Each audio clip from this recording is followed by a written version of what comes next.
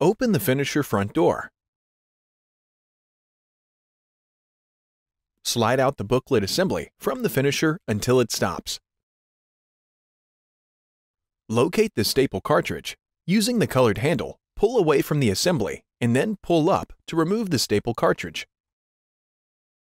Push in the 2 blue tabs and then lift up to open the top of the staple cartridge carriage.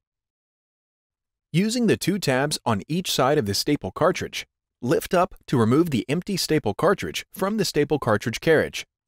Do not discard the staple cartridge carriage. It must be reused with the new staple cartridge. Recycle the empty staple cartridge. Insert the new staple cartridge into the staple cartridge carriage.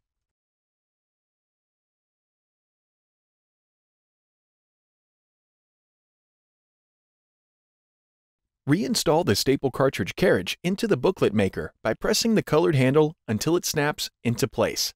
Slide the booklet assembly into the finisher. Close the finisher front door.